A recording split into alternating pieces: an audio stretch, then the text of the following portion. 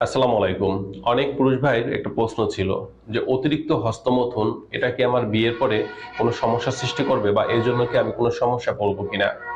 তো বন্ধুরা, এই সমস্যা এই চিন্তা করে অনেক পুরুষ দেখা যায় তারা বিয়ে করতে ভয় পাচ্ছেন বা কথা বললেও সহজে রাজি হচ্ছেন না। আবার অনেকে দেখা যাচ্ছে বিয়ের পরে স্ত্রীর কাছে প্রতিবার মিলনে যখন যাচ্ছেন লজ্জিত হচ্ছেন বা লজ্জা পাচ্ছেন।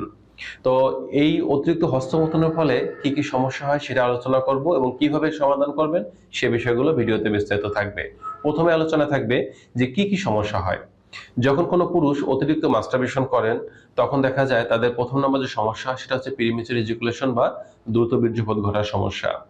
একজন পুরুষ যখন বিয়ের আগে মাস্টারবেশন করে তখন সে কিন্তু ভয়ে থাকে যে কেউ দেখে ফেললো কিনা বা কেউ চলে আসলো কিনা, অথবা অনেক সময় দেখা যায় এমনটাও হয় যে সে যখন মাস্টারবেশন করতেছে তার মধ্যে চিন্তা আসে আমি 10 মিনিট বা 15 মিনিট ধরে মাস্টারবেশন করার পরে যখন বীর্যপাত করব তখনও যে সুখটা অনুভব করি ঠিক একই সময় দেখা যাচ্ছে আমি টাইমিংটা কমিয়ে নিয়ে এসে অর্থাৎ 2-1 মিনিটের মধ্যে বীর্যপাত ঘটে ফেলে সেক্ষেত্রে কিন্তু আমি একই ধরনের সুখ বা অনুভূতি এটা গ্রহণ করতেছি, তাহলে কেন আমি দীর্ঘ সময় নিয়ে মাস্টারবেশন করব।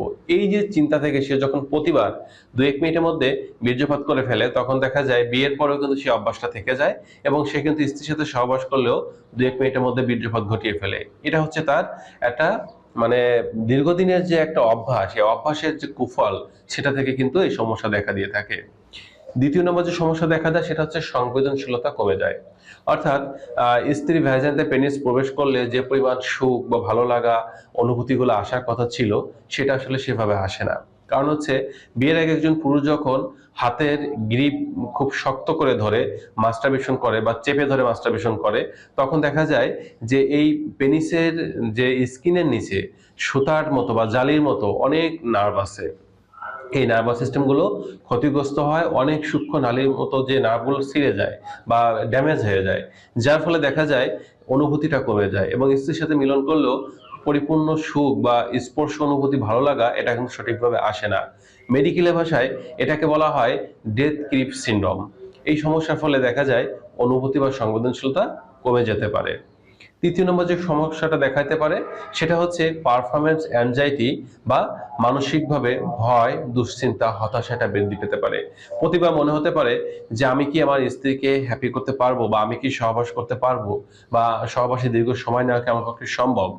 এই যে যে দুশ্চিন্তা বা ভয় আপনার মধ্যে চলে আসতেছে এর ফলে দেখা যাচ্ছে যে আপনার পেনিস ইরেক্টেড থাকলেও হয়তো বীর্যপাত হয়নি, কেবলমাত্র শুরু করেছেন, এর মধ্যে দেখা যাচ্ছে পেনিসটা নিশ্চিত হয়ে যাচ্ছে বা নেতিয়ে পড়ছে, যেটাকে আমরা বলে থাকি ইরেকটাইল ডিসফাংশন। অর্থাৎ পারফরম্যান্স অ্যাংজাইটি থেকে ইরেকটাইল ডিসফাংশন এই সমস্যাটা কিন্তু দেখা দিচ্ছে এবং তখন কিন্তু অনেক পুরুষ মানসিকভাবে ভেঙে পড়তেছেন। কিন্তু আপনাদেরকে বলবো যে এতে মানসিকভাবে ভেঙে পড়ার কিচ্ছু নেই।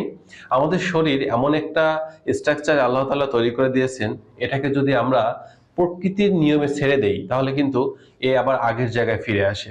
অর্থাৎ আপনাদের যে কাজগুলো করতে হবে এই সমস্যা থেকে মুক্তি পাওয়ার জন্য সেটা হচ্ছে প্রথম নম্বর কাজটা হচ্ছে বিয়ের কমপক্ষে 6 মাস আগে থেকে এই মাস্টারবেশন করা ছেড়ে দিতে হবে, অর্থাৎ আস্তে আস্তে ছাড়তে হবে এবং 3 মাস আগে থেকে টোটালি ছেড়ে দিতে হবে।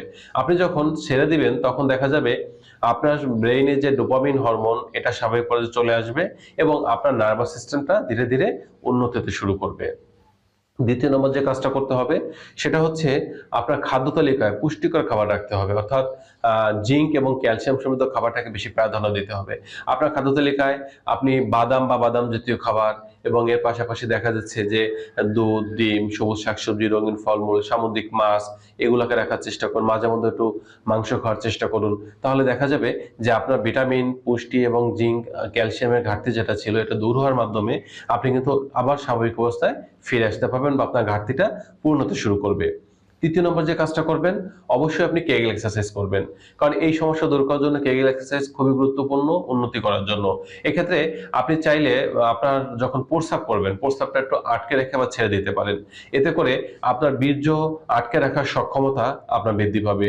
এটা ছাড়া প্রতিদিন নিয়ম করে 40 মিনিট একটু হাঁটুন বা একটু দৌড়ান, তাহলে দেখবেন যে আপনার অবস্থা ধীরে ধীরে উন্নতি হতে শুরু করছে।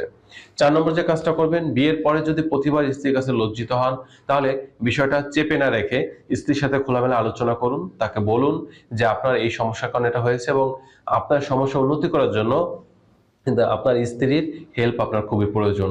তাহলে দেখা যাবে তার সাপোর্ট পেলে কিন্তু আপনি এই সমস্যা থেকে খুব দ্রুতই উন্নতি করতে পারবেন। ৫ নম্বর যে কাজটা করতে হবে, অবশ্যই বসে না থেকে সমস্যার সমাধান ন্যাচারালি না হলে রেজিস্টার চিকিৎসকের শরণাপন্ন হতে হবে এবং আপনার এই সমস্যাগুলো চিকিৎসককে বললে এর জন্য ভালো মানের বর্তমানে অনেক ভালো মেডিসিন আছে যেগুলো পার্শ্ব প্রতিক্রিয়া মুক্ত, এবং একজন রোগী যদি চিকিৎসকের পরামর্শ মতে নির্দিষ্ট নিয়মে ২ থেকে ৩ মাস যদি সেবন করতে পারে এবং চিকিৎসকের পরামর্শ মতো চলতে পারে, তাহলে দেখা যাবে যে খুব দ্রুত কিন্তু এই সমস্যা থেকে সমাধান করা সম্ভব বা এই জায়গা থেকে উন্নতি করা সম্ভব। তো বন্ধুরা, এই ছিল আজকে বিষয়। তো যে যেখান থেকে আজকে ভিডিও দেখলেন সকলে ভালো থাকবেন, সুস্থ থাকবেন, নিরাপদে থাকবেন। আর স্বাস্থ্য বিষয়ক কোনো তথ্য বা পরামর্শ জানতে চাইলে কমেন্ট করতে পারেন। আমি চেষ্টা করব কমেন্টে রিপ্লাই দেওয়ার জন্য। আজ এ পর্যন্ত।